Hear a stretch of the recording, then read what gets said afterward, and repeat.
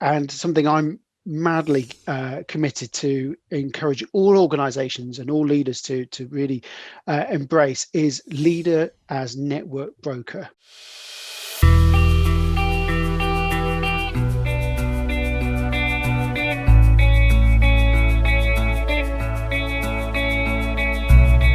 So it's quite a fancy term, but it's very simple.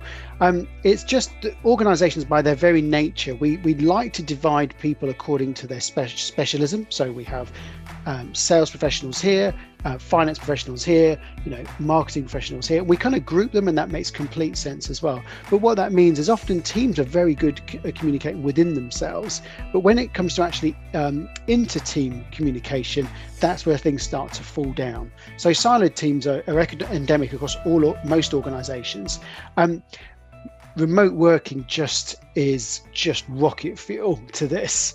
And a lot of the organizations that we're working with, like come sort of September, when after the massive adrenaline rush of just trying to make and cope and operationalize all the changes, we're like, our teams have really drifted apart. And the academic research really shows that the role of leader actually connecting different departments together can have a huge impact on performance. So some of the let's get tactical now. Some of the things that leaders can do to actually optimize their organizations is to reactivate those dormant ties, those relationships that have kind of just gone their separate ways just because we've been so busy today.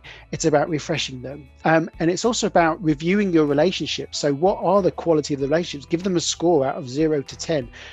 Ask them, what's the score that you would give our relationship out of 10 right now?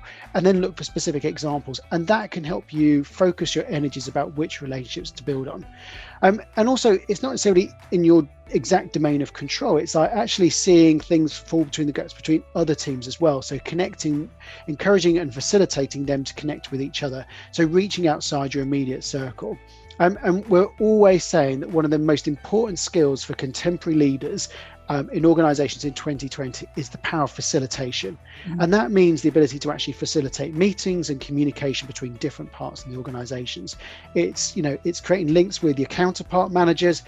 And what that means basically is if you have a good relationship with your counterpart manager over here, your team, when they work together, it will make their lives so much easier. There's so many organizations where the teams don't get on, they go up to the manager then talks to the other manager, and then the manager then tells their team, and back and forth. And it's so inefficient.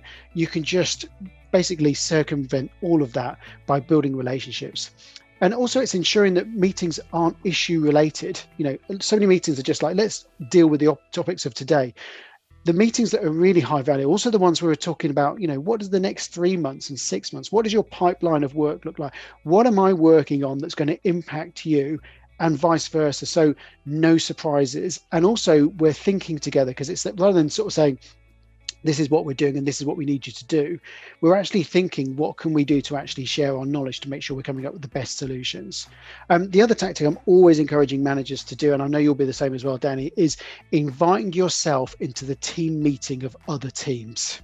Absolutely. Just elbow your way in if you have to, by actually sitting there, just turning up, showing a face, engaging with them, answering their questions, telling them what you're up to, understanding how their actions impact your team and vice versa, and really exploring the issues.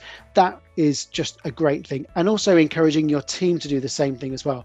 And often when we're managing things like technical specialists, that kind of communication piece doesn't always come most naturally. So it's important to actually coach your people to engage more effectively, and actually to join those initial meetings just to get them going, get the relationship built, and then start to step out as well. Yeah. And I think it's surprising how quickly that pays dividends. They don't have to be long meetings, and you can see just really brief conversations how quickly that builds up understanding and better team working. So I don't think it needs to be a kind of half-day workshop that's kind of massively planned out. It can be small moments that really have an impact. Yeah, short, sharp interactions.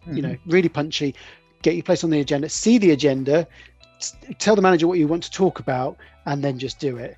Don't kill them with PowerPoint, whatever you do. The other thing that we want to sort of really encourage is don't let your team talk negatively about other teams. Yes. Them and us is probably one of the most basic human instincts. It comes from the savannah with, Stone Age man seeing other tribes, and it's endemic again in organizations. If you let your teams talk negatively about other teams, what happens is it starts to create a space between them.